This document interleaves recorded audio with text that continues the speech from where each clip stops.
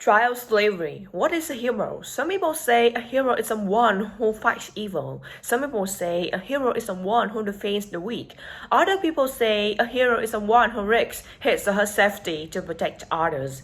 Iqbal Masih was all these things and was only 12 years old. Iqbal was born in a rural village in Pakistan.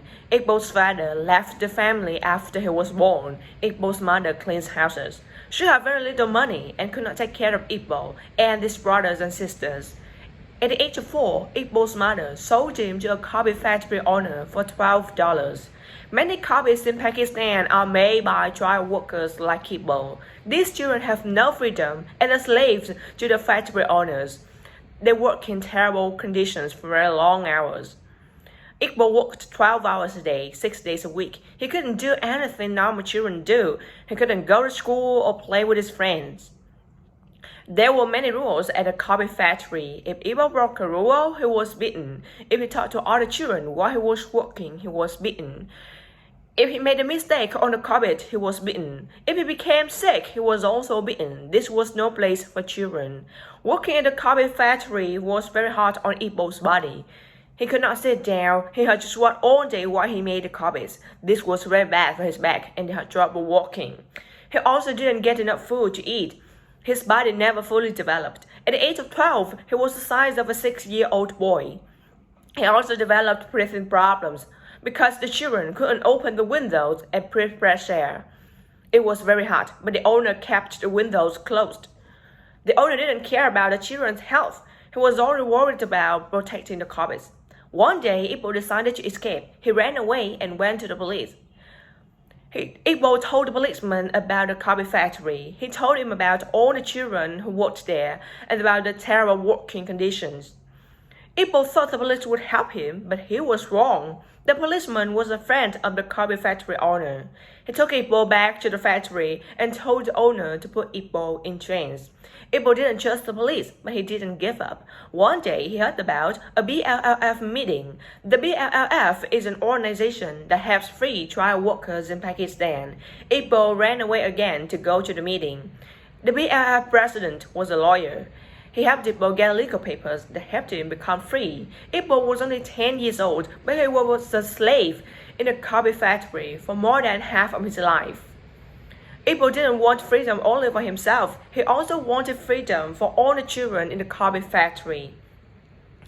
He began to speak at BLLF meetings. Iqbal was only 10, but he was not afraid to speak to large groups of people. He was a confident and powerful speaker. He talked about his experiences to many people, and these words encouraged thousands to seek freedom. Iqbal didn't only encourage children to seek freedom, he also helped teach people in other countries about the children who made Pakistani carpets. This was very bad for the carpet industry. International sales went down, and many carpet factories lost a lot of money. Iqbal and his family received many death threats. Iqbal was still just a little boy, but he was very brave. He didn't just talk. One time, he went to a new carpet factory and pretended to be one of the regular trial workers. He collected information about the children who worked there, and this information helped free hundreds of children at that factory. In 1994, Iqbal traveled to Sweden and the United States. He was recognized for his courage and success in teaching people about the trial slavery. During his trip to the U.S., Iqbal wanted to meet children his own age, so he went to Broad Meadows Middle School. He talked to students about his experience as a trial slave. He also talked about children like him all over the world who never get a chance to go to school. The students of Broad Meadows were very moved by Iqbal's words. Before he left, they wrote hundreds of letters in support of Iqbal. After he left, they began writing letters to U.S. politicians asking them to fight against trial labor. When Iqbal returned, he took some of the letters he received from the American students and put them on his wall. He made many friends there and didn't want to forget them. He was planning to return to the U.S. to continue studying after he finished high school. An American university recognized his work fighting for the rights of children and offered him a full scholarship. Iqbal would never get a chance to go to school in the U.S. or continue his studies at home. When he returned to Pakistan, he went to his uncle's house with his cousins. On the way, Iqbal was shot in the back and killed. No one knows who killed Iqbal, but many people think it was the carpet industry. Iqbal's death was tragedy, but his life was an inspiration. He was only 12 years old, but was a true hero. In just 2 years, he had 3,000 children become free. The courage of a small boy that stand up against the powerful carpet industry deeply moved people around the world. The students of Broad Meadow continue to remember Iqbal and this fight for the rights of children. Every year, they visit all the stores in the town and ask them whether children make any of products they sell. They also have raised money to open schools in Pakistan and other countries in Iqbal's memory.